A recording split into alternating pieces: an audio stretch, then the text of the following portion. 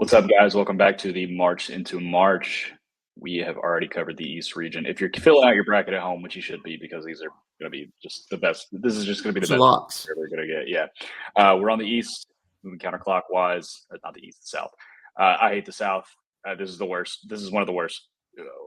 It's vomit inducing. It's really bad. I think they really messed up the seating. This is a side of the bracket that could desperately use, an Auburn, a St. John's. I think if you swap Auburn and Kentucky, this becomes a lot more compelling.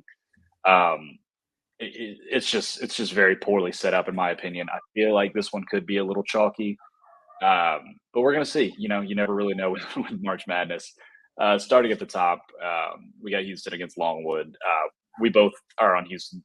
I'm on Houston spread. I know we're both on the under. This feels like a game where Houston's going to absolutely suffocate these guys. They did play a close game against Northern Kentucky last year in the first round, but I don't see that happening again this year. I think they're going to smother them. No, we are both on Houston spread. I think you're on the under. I'm on Houston spread. Okay. I laid 22 with Houston. It just feels like a blowout waiting to happen. We've seen Houston blow out some of these teams before, 87-56 to Cleveland State, 84-55 to Georgia State. Longwood was here a few years ago as a 16. They lost by 32 to Tennessee. It feels like one of those games, and Houston coming off the bad loss at the Big 12 tournament. Teams coming off of 20-point losses in conference tournament games and then directly into the tournament are 23-10 against the spread. I think Kelvin Sampson has his entire team's focus for this game. They'll come out and just absolutely bludgeon them, I think. Yeah, no, I think we're in alignment there. I don't think we have any hot takes coming out of that. No. The next one, the 8-9, Nebraska, Texas A&M. I went with the 8 last time. If I'm usually conflicted, I tend to lean towards the 9. They've been a little more profitable straight up. I am going to go with the 9 here for Texas A&M, but there's a reason beyond that. It's because of the boards. I think they're going to kill Nebraska on the boards. I think Nebraska is outside of the top 200 in both offensive and defensive rebounding, adjusted efficiency. That's not a recipe for winning in March. Texas A&M is heating up shooting wise. They were historically terrible at shooting. They showed a little something in the SEC tournament, so maybe they're awake. Once again, this is a team that is going to be matching up against Houston in the next round. I really don't care who wins. They aren't advancing past this for me. So, yeah, Nebraska struggles with the rebounding. Texas A&M is only the best offensive rebounding team in the entire tournament. Strange, really strange. I think they're first in offensive rebounding, and they actually have like one of the lowest 2-point shooting percentages. You think they would get a lot of easy putbacks and things, but that's not the case with them. Funny you said that. They are the worst 3-point shooting team, Texas A&M, in the tournament, 28%, and they have the worst field goal percentage in the entire tournament, 39%. This is a team that struggles to score from all areas of the floor if Wade Taylor and Boots Radford aren't just going berserk. I have a lot of tough time trying to pick this game. I really struggled with it. Nebraska's really good with the threes. By the way, it's going to be really fun to see all these casuals who just come into college basketball and be like, dude, this Asian for Nebraska, he rocks. Tominaga. Yeah, he's a sniper. He's the best. He's been like that for 3 years now. He's awesome. A&M was kind of dead earlier in the year. They lost a few games in a row, but really strung it together. We talked about, how did we not take them in the SEC tournament? I mean, Buzz Williams, this is just Buzz Williams. He's like Dana Altman, who we will get to. Trust me, just snaps awake, man. I don't get it. Yeah, I mean, he has this team really clicking. I really struggled with this game. It's basically a pick 'em, and I honestly don't know if I still have a pick. I got A&M at +2. I like the value with the rebounding. I think if you can't rebound in March, you can't do anything. Yeah, that was my rationale behind that. Once again, I have this team losing to Houston. So yeah. I don't really I care. think I'll lean A&M 2 for now. I could definitely change. I think the path for them is just you're going to take a lot more shots than Nebraska because you're going to miss a lot of shots, get rebounds, and second chance points is going to be huge. My only worry for A&M was last year we saw them play Penn State, a very similar Big Ten team to this Nebraska team, and A&M lost by 17 or something like that. I mean, they wasn't really competitive. So I worry the same thing could happen. I'll take A&M, though, just in a coin flip. They can crash the glass and should dominate that side. Yeah, inconsequential game in the grand scheme of things. Yeah. Once again, I think this is where you're sorely missing a St. John's or a Seton Hall or somebody like that. Yeah. Wisconsin against James Madison, probably going to be the trendiest 12-5 upset pick. I've struggled with this game too. Wisconsin has looked much better late. Oh my God! If you told me this was the matchup before the Big Ten tournament, I would have told you put your life savings on James Madison. They're going to Yes. blow these cats out of the water. But Wisconsin has been shooting the ball much better of late. They realistically should have won the Big Ten. They went to go into overtime with Illinois in the final minute, and of course they beat Purdue on the way to get there. No matter how many baby shit soft sack foul sack Edie got. I think I'm still going to stick with James Madison. I don't know. This one's bothering me. I want to hear what you guys say about stuff. See, I can't. Like I know everyone's going to take James Madison. I think a lot of people are remembering Wisconsin's last month, which we talked about in our Big Ten tournament video. Was they were one of the worst teams in the country, and they couldn't buy a win against teams that were not horrible, But they obviously looked much better in the Big Ten tournament, and they really strung it together. The shots were going in. So this is a team they're playing pretty well. It's really just a fade of James Madison for me because everyone's going to remember they beat Michigan State. This is an underwhelming Michigan State team. They did make the tournament. It's a tournament win. So congrats for JMU. The Sun Belt overall as a conference was fine, I guess. It wasn't horrible. We've seen some worse conferences. They're stringing together a lot of wins. But this team, I don't see them getting past like Wisconsin to play this well, to be as physical as Wisconsin is. I think it's a good matchup for Wisconsin. The offense is clicking against a bad defense, a bad JMU defense. JMU struggled with Georgia State, Georgia Southern, Texas State, some bad teams. Now you're going to be playing Wisconsin, who's realistically the best team you've played all year. JMU's got a good guard. Terrence Edwards is really cool. He scores a lot. He can facilitate. But Wisconsin's going to spread you around with a lot of guys. Hepburn and Klesmit and AJ Storr is a monster. He's the best player in the game. And Wisconsin will take him down low, I think, and should have a huge edge on that side.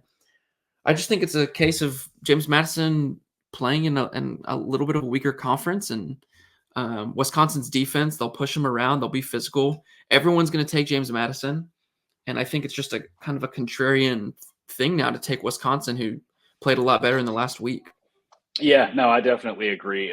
The only thing is, man, it's the whole conference tournament bias, and I really don't want to fall victim to that. And that does bother me a little bit.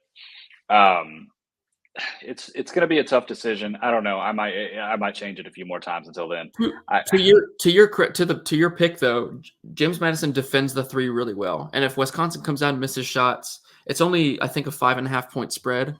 Wisconsin's absolutely vulnerable to lose. So that's the path. I mean, the James Madison 3-point defense will be key. I just think Wisconsin can spread them out more. I mean, if you take away AJ Storr, who's a really good scorer, you still have got Chucky Hepburn can score, and Klesmit can shoot. You'll dump it down to Tyler Wall, and they've got a lot of options. I think they're going to spread JMU out too much. Yeah, no, I definitely agree. I don't think it's a bad pick by any measure.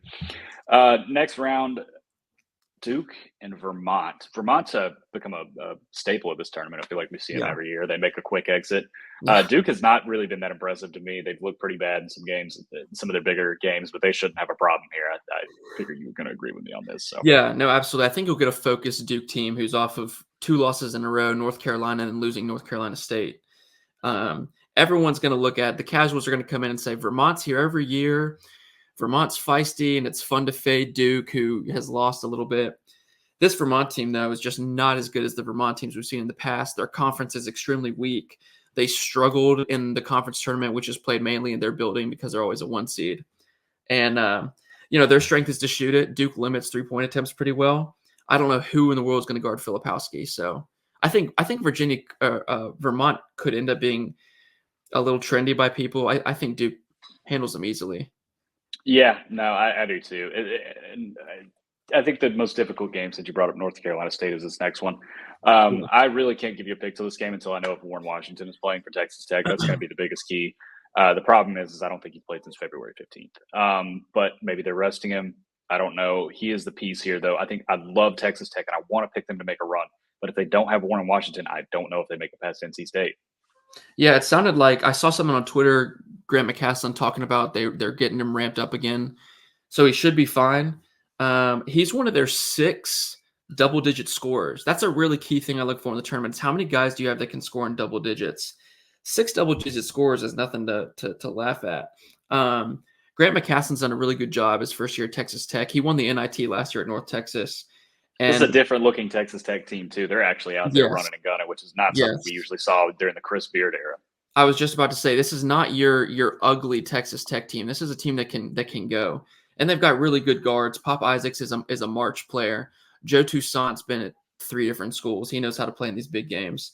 They've got a lot of guys that they can spread out and can get a bucket when they need to. The NC State team feels like that 2021 Georgetown team randomly got hot for a week, and I was looking to fade them, and they got killed in the first round against Colorado. I think that's going to happen here. Texas Tech shoots the 3 better. Texas Tech shoots free throws better. Both teams are led by guards. I do like DJ Horn's a great player for NC State. DJ Burns is a great big man for NC State. Really fun to watch. And the game could be close. I'm just going to trust Texas Tech. I think there's more kind of legitimacy to what they've been doing. Yeah, no, like I said, Warren Washington playing is going to be so it's going to be huge. key for sure. Yeah, yeah, and that makes me nervous because I'm dipping my toe into the deep end and trusting Texas Tech here. Maybe if we get some news on Thursday morning that he's not playing, I'll switch. But for now, yeah. I have Texas Tech making a pretty deep run. So next up, we got Kentucky and Oakland. I've seen Oakland. I've seen a couple people say they like Oakland over Kentucky, which, hey, you know what? Kentucky has a really bad defense. So maybe you think they have an off shooting night. I'm going to take Kentucky personally. I don't know if you have anything different, but. No, I'm going to take Kentucky too. I honestly don't know much about the Oakland team. They can shoot really well. They're going to take some threes. I don't think they can rebound for a whole 40 minutes with Kentucky and the guards that Kentucky has. It is probably the biggest issue there, and Kentucky's just so efficient offensively. I did see somebody say Oakland. I'm not betting this, but that like Oakland in a race to 15 points bet would be a good bet. I could see that since like Shepard and Dillingham come off the bench.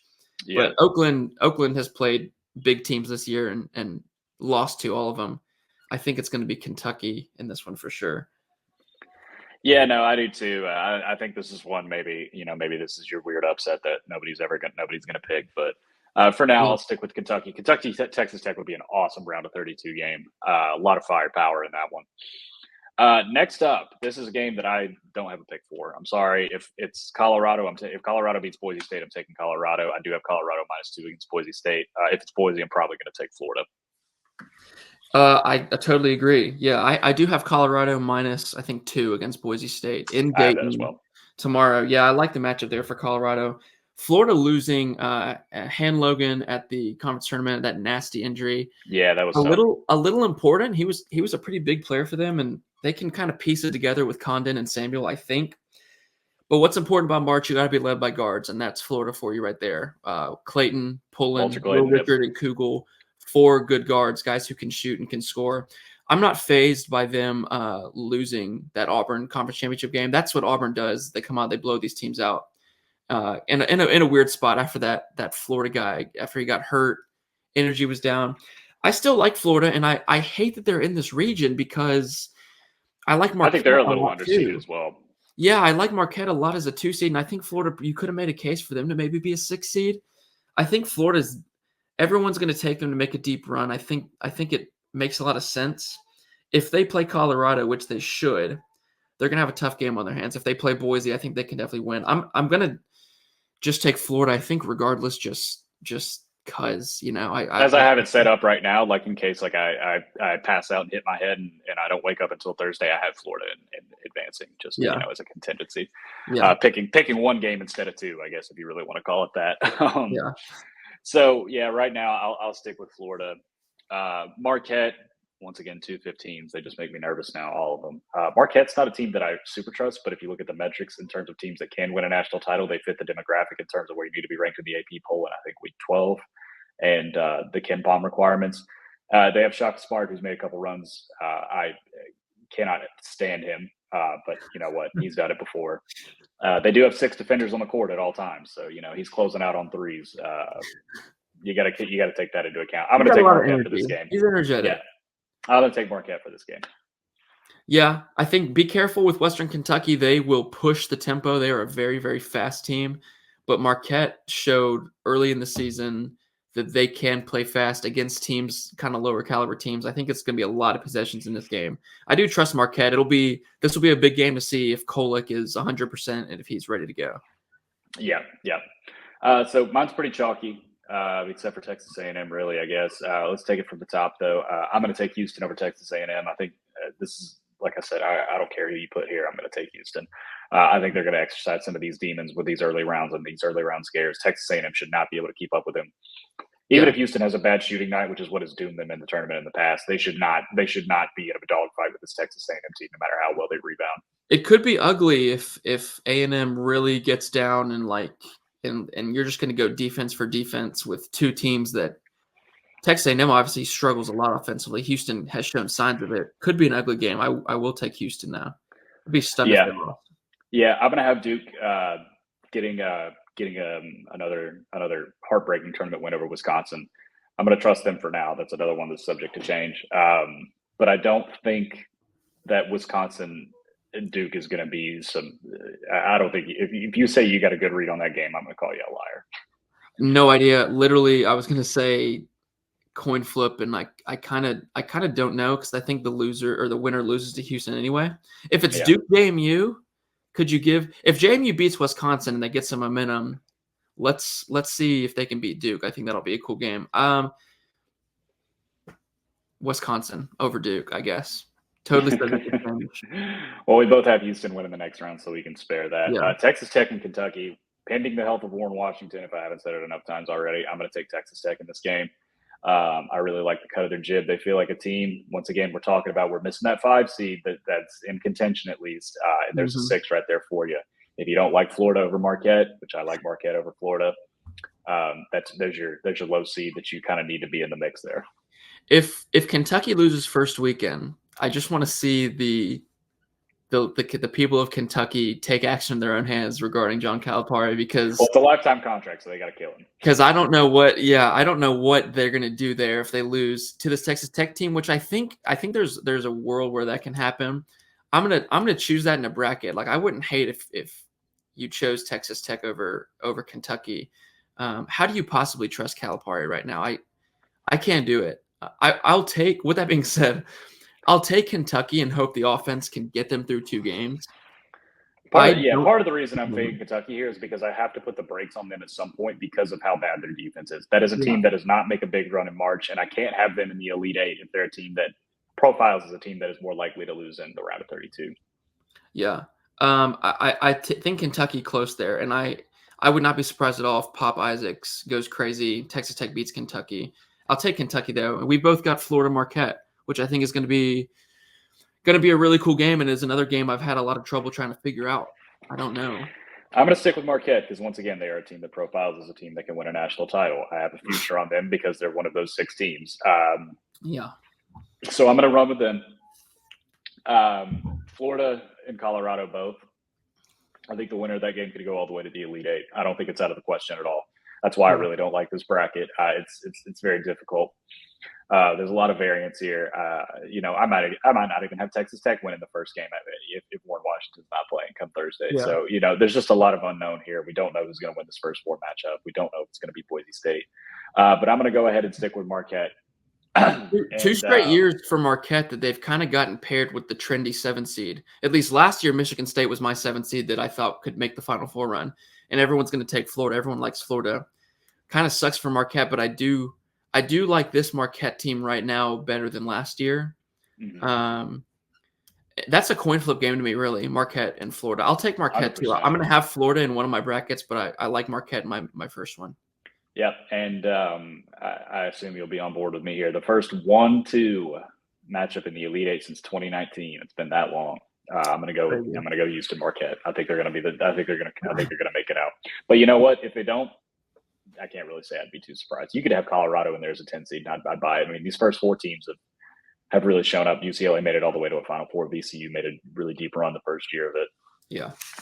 Yeah. No, I agree with that. Houston Marquette. Don't ask me to pick who wins because I don't know.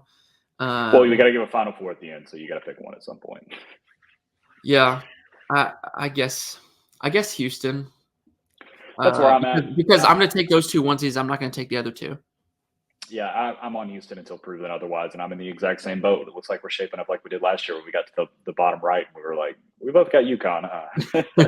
Yeah, yeah. All right, well, hey, that's probably the worst one we're gonna have to do coming up next. I guess that would be the West if we're going clockwise. Yeah. Oh no, Midwest is up next. Yeah, we'll go ahead and do the Midwest. This is the loser bracket. We got a lot of teams that have a lot to prove. We have Purdue, we have Tennessee, two teams that have historically not achieved in the tournament. Yeah. So we'll move on to that, and then we'll wrap it up with the West. We'll give you our Final Four and some championship predictions with the West as well. Thank you guys for joining us. We'll see you on the next one.